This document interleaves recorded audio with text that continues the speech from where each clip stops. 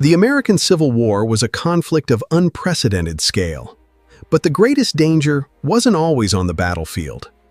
In the 1860s, military medicine was primitive, dark, and often defied modern science. Practices that sound like torture today were standard procedures for doctors fighting to save lives. These bizarre treatments often caused more harm than the original injuries. This is the disturbing history of Civil War medical practices. The first practice was the reliance on rapid and massive amputations. Surgeons, nicknamed Sawbones, faced an overwhelming influx of wounded soldiers.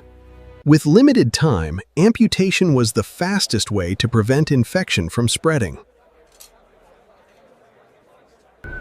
Anesthetics like ether and chloroform were in short supply, especially for the Southern forces.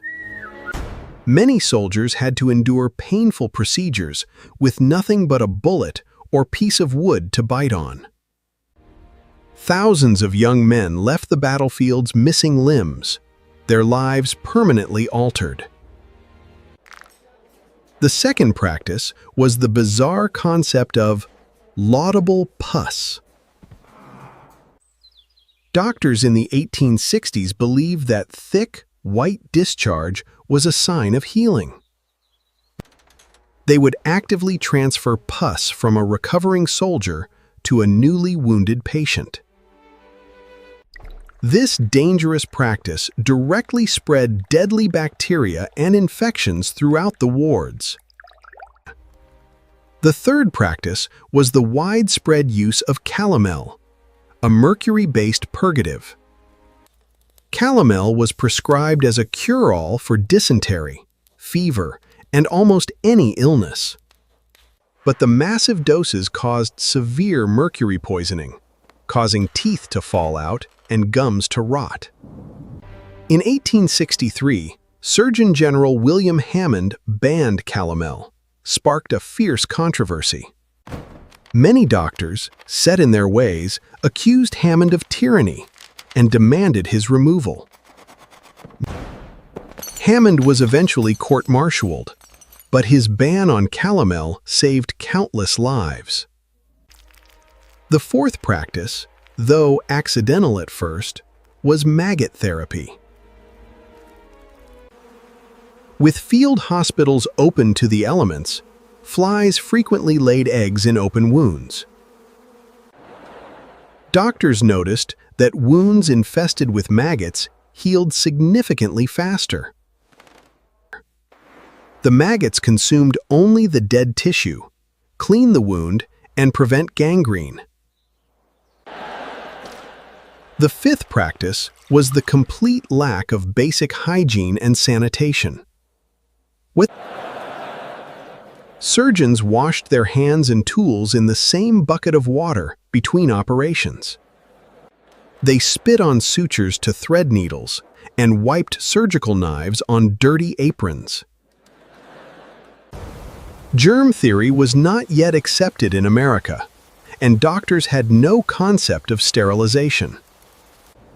As a result, minor wounds often turned fatal due to hospital-acquired infections.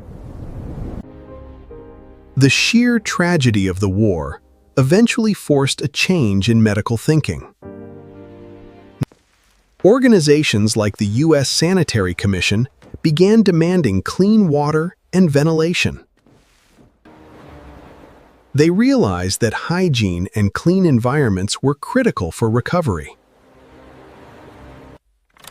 The lessons learned from the horrors of the war laid the foundation for modern surgical standards.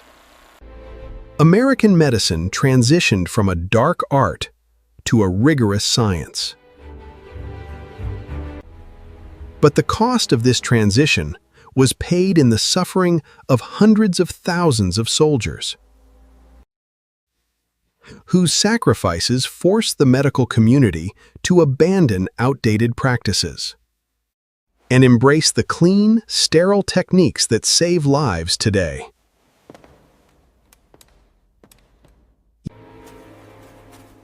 The legacy of Civil War medicine is a mix of terror and progress.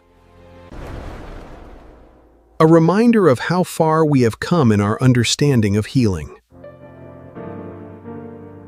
and the dark paths science had to walk to find the truth. The memory of the Sawbones and their clinics remains etched in history.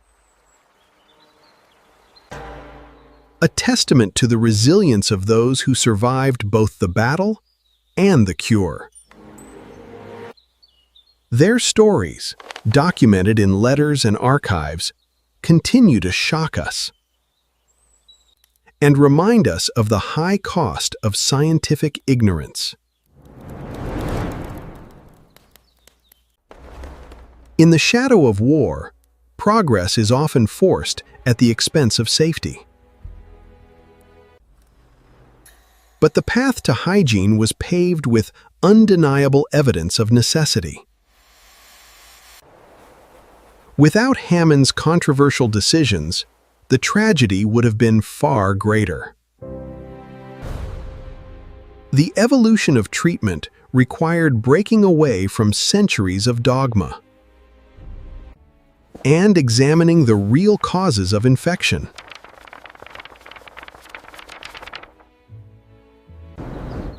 Leaving the bizarre practices behind in the annals of history. As a permanent reminder of the birth of modern medicine.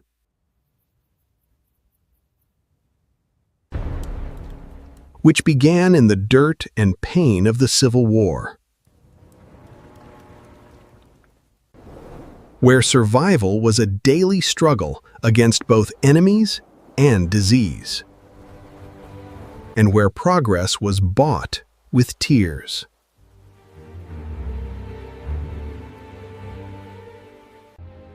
Because sometimes, the greatest leaps in human healing are born from the darkest hours of human suffering.